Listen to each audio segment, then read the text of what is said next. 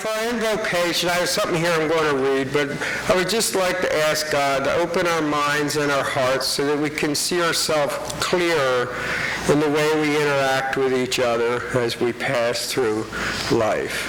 Amen. Okay. There was a man who had 4 sons. He wanted his sons to learn not to judge things too quickly. So he sent them each on a quest, in turn, to go and look at a pear tree that was a great distance away.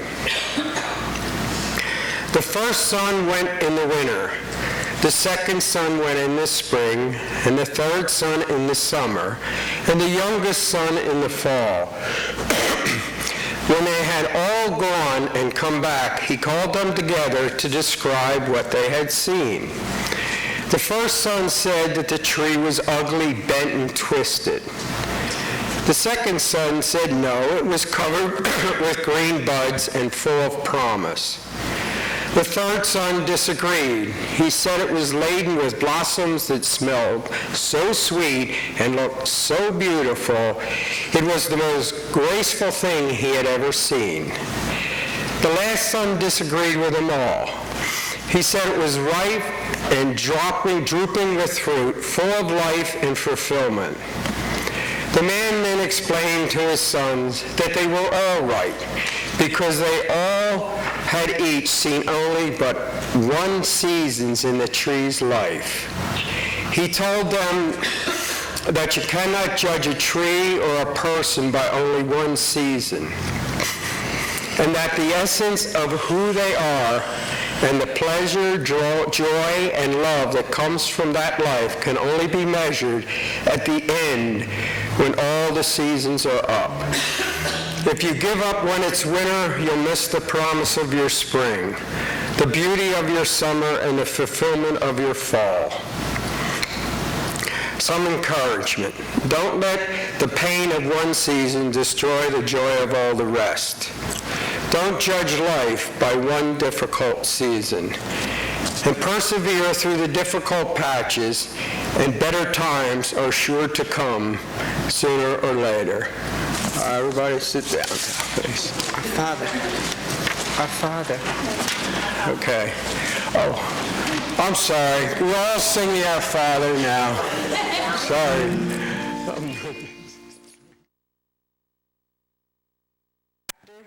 Of Matthew, and the verses are 3 and 4.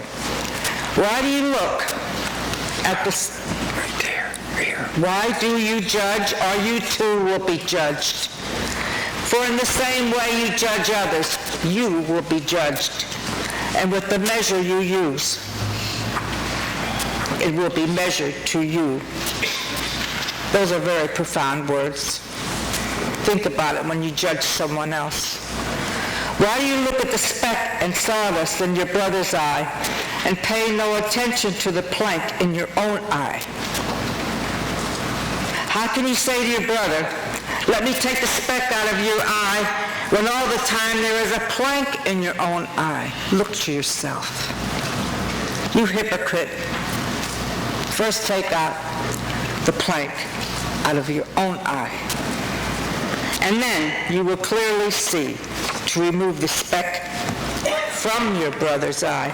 Let us remember these issues as we go through life, about judging others and about removing the negativity in our own eyes before we judge another.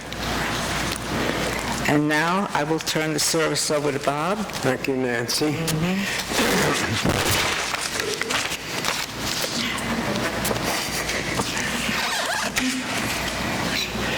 And now we will have Nancy Klinger playing bells, accompanied by Ed McCartan on the guitar. This is my sister-in-law, this is my brother-in-law, so we got a family thing going here.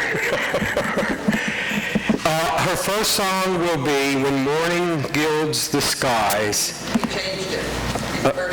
Lord, suppose you tell us what it is then. I'm going to do Yates first and then the other one. Okay, so first will be Yeshu, The Joy of Man's Desiring, and the second's by Bach, and the second one will be When Morning Gilds the Skies by Joseph Barnaby. Thank you, Nancy.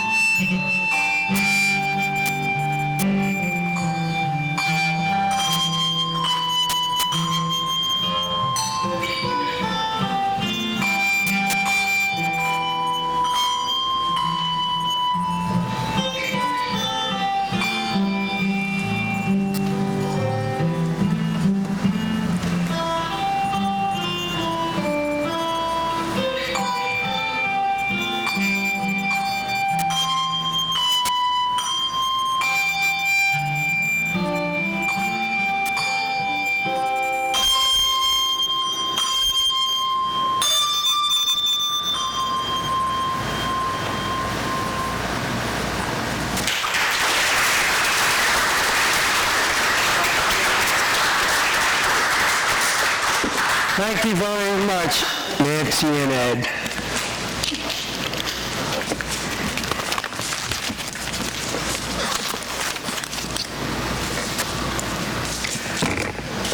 Okay, the message today is going to be about judging and so forth. We start with the golden rule, which is through all the religions, there's the golden rule.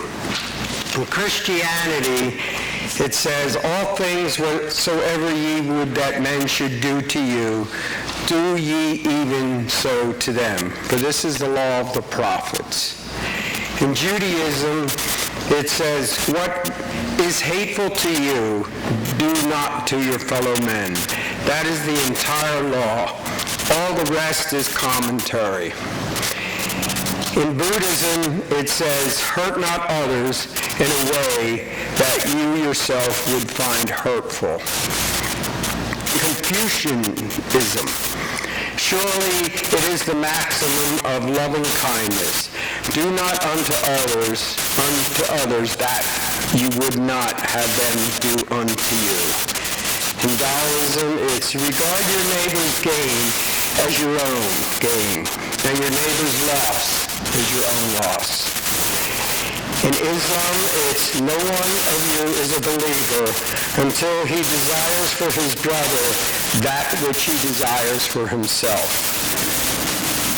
And in Zoroastrianism, the nature alone is good, which refrains from doing unto another whatsoever is not good for oneself.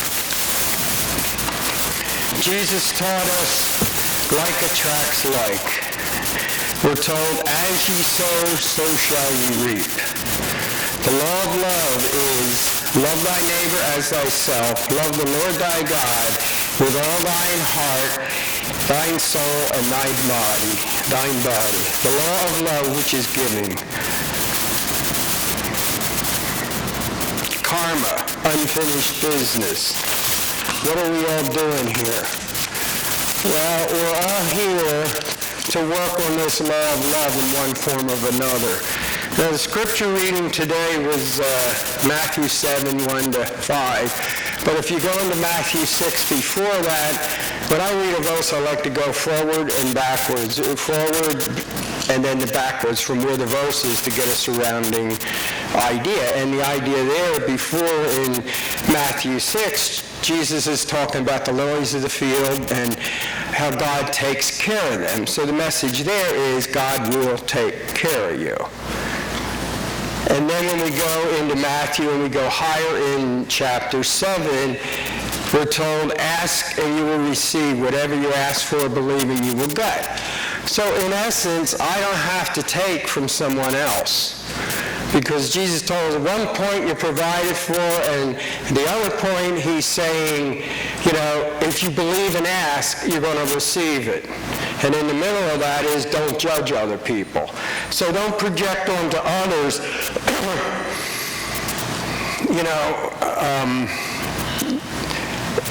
how do I want to say that? Don't blame others, in other words. God will provide for you. And the essence of this, too, is that you can do good things in life, and I think we're supposed to do that. But from getting into the Bible more and into some of the Casey's readings, what I understand is the most important thing is our relationship with God. And that's about love, and from that love, and that love being open to have that love flow through us, then that love can be given to someone else. But the main point is, it's our relationship with God that's the most important thing. Then comes the relationship with our neighbors. And we need to spend time in our lives to do that. Jesus told us, the Father that dwells in me, he does the works. So even Jesus said, it ain't me doing it. It's God the Father and his energy through me that I'm able to do the things that I do. Which brings us into thought, and thought manifests things into your life. And this is a statement from one of Casey's readings, which was interesting. Who was the greatest, he that made the worlds or he that washed his disciples' feet? And if you really think about that, Jesus, or with Casey reading there, it's putting creating the universe on the same level with washing his disciples' feet. So this is, to me, gives the idea of love such importance that it's the main thing. And people, even with the near-death experience people, they all come back and they tell us it's all about love. But I think we need to spend the time, especially in this day and age, you need to spend some time, quiet time, or you're going to go crazy. It's that simple. Because the world is going so fast that you're just going to get swept up in it. I use it like an example when you get on an expressway. You know, you get on there, and if you're not careful, you'll get caught in that expressway mentality, and next thing you know, you're doing 80 miles an hour and cursing at everybody along the way. Because you get caught up in that energy.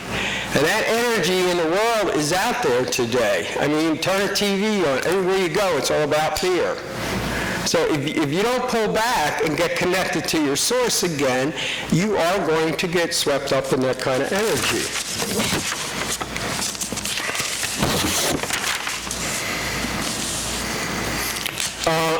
I'm going to come to here's another thing Casey said, but I thought was interesting too. And it's talking about consciousness. And he says, how far is tomorrow to any soul? How far is yesterday from thy consciousness? And this has to do with time and space. And in God's realm, there is no such thing as time and space. It's all one.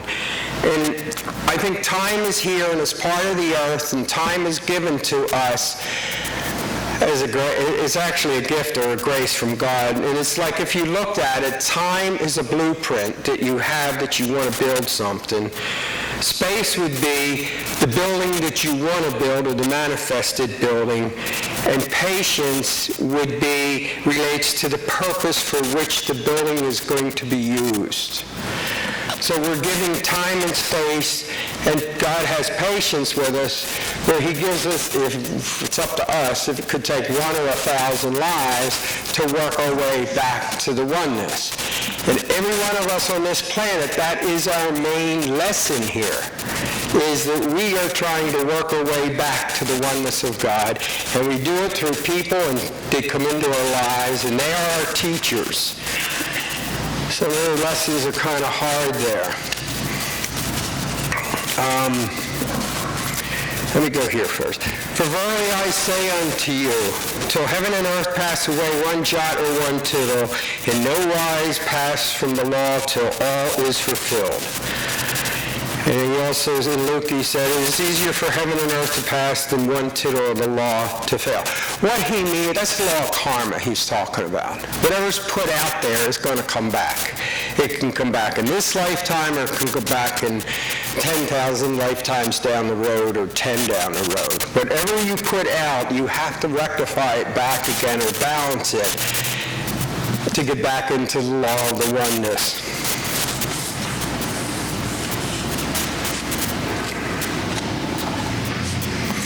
The Casey reading states that each person is responsible for the circumstances in which he finds himself. He is not the innocent victim of his environment. He is simply the self meeting the self. What you sow, he shall reap. Meeting the self means you are actually meeting the consequences of your own actions or attitudes.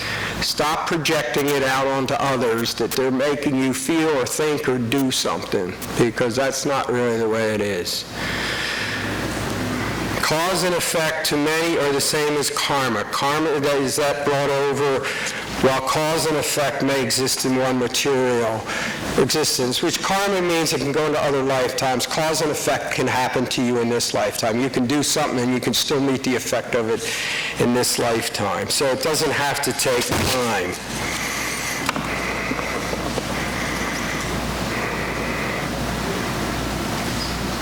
Oh yeah.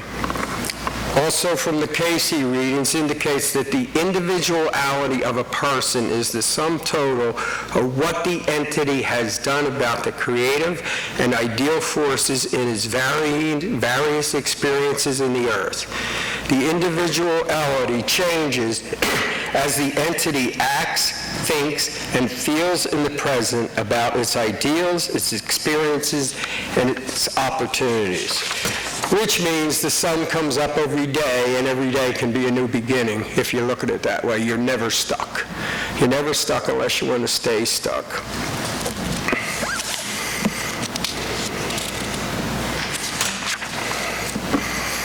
And Jesus taught us too that if you will be my daughter, my son, my child, I will indeed be your God.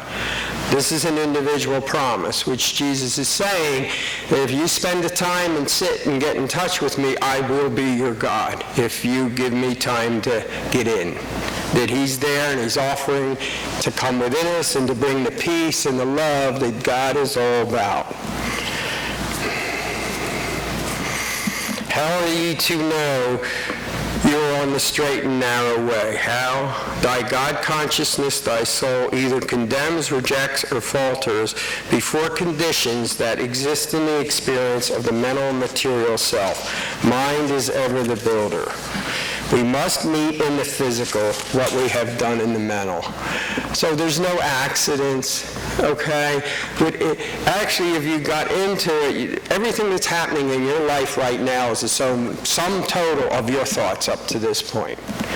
Now, this can be hard for some people to take because to really understand that, you have to take personal responsibility for your life and not project it or put it out there or blame people for your circumstances or any of that. So, but all the great teachers say this, that thought creates reality in your life.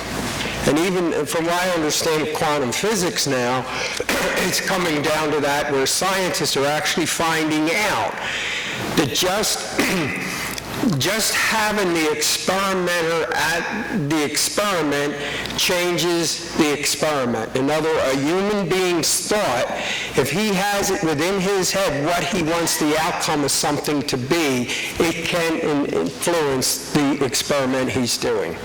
So mind has the power, thought has the power to move atoms and change things. And if we really, really understood this, the ramifications of what that means is that we have power. We have a tremendous amount of power. We have the same power that God had when he created the universe.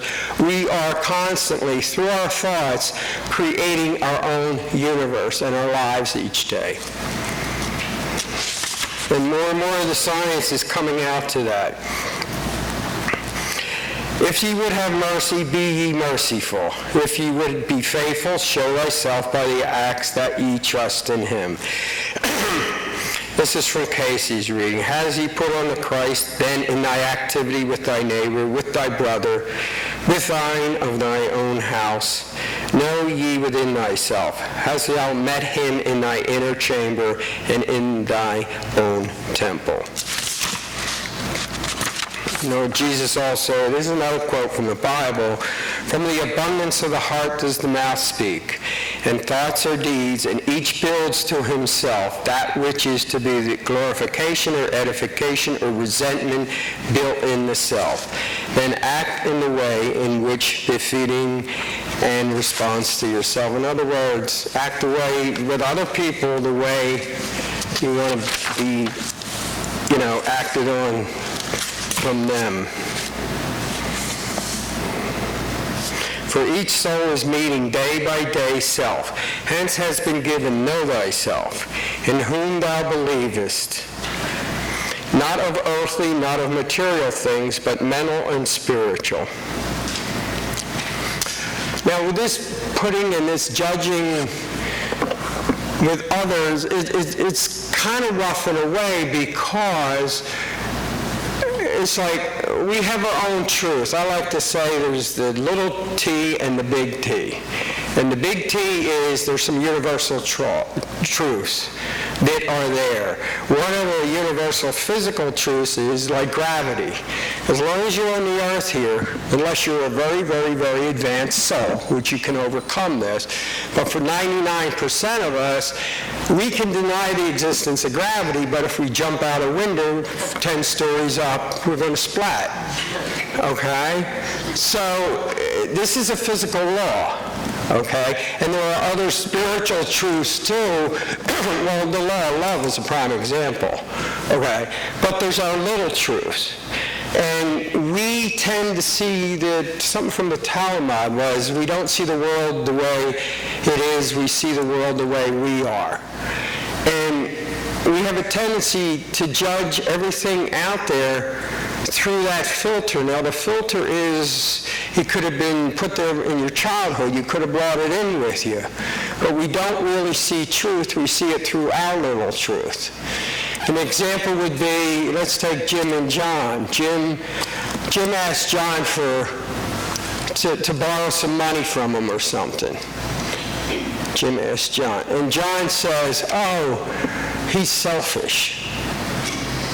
And the reason, I get these names. Anyway, the lesson is that he could only see him as selfish because it was in him in the beginning. I can't see selfishness in another person unless it's in me. Another example is Jim and John. Jim asked John a question about something, and Jim asked John. John can't make a decision. Then Jim thinks John is wishy-washy because he can't make a decision. Of course, then if you go home and you ask Jim's wife will say, Jim is very wishy-washy too.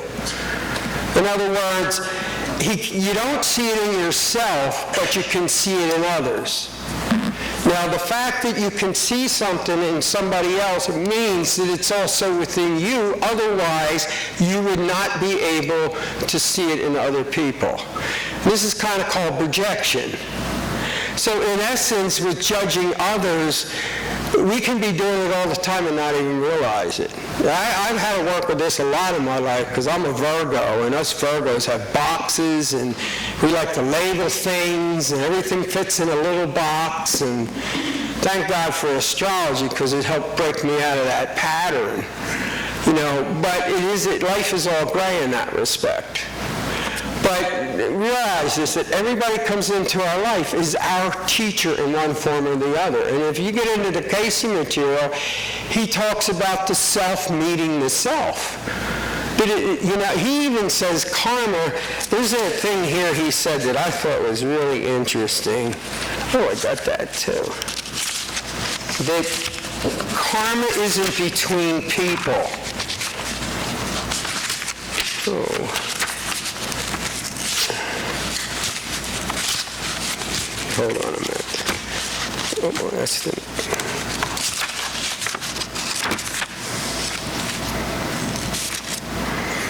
No, I don't have it. The karma isn't between people. Karma is between ourself and our relationship with God. Whatever we're working out is between God and us. Now, a lot of this breaks down a thing that people have, I'm karmically attached to you. Well, maybe. But what the real lesson of it is that these people come in as our teachers. The karma is that this person decided to be in your life at this point in time to open or push your buttons in certain areas, either positively or negatively, but to touch you somewhere within. And the way we react to what they do to us isn't so much our relationship with them, but it's our relationship with God.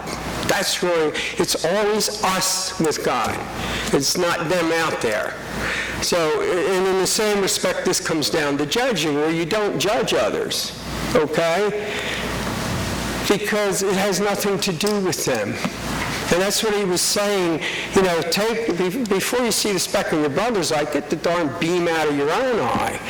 And this is the same thing where the little truths come in too, that I can only see in somebody else what's inside myself. And if I see something negative in another, it's because it's within me. In other words, I'm seeing the speck in his eye when I got a beam in my own eye.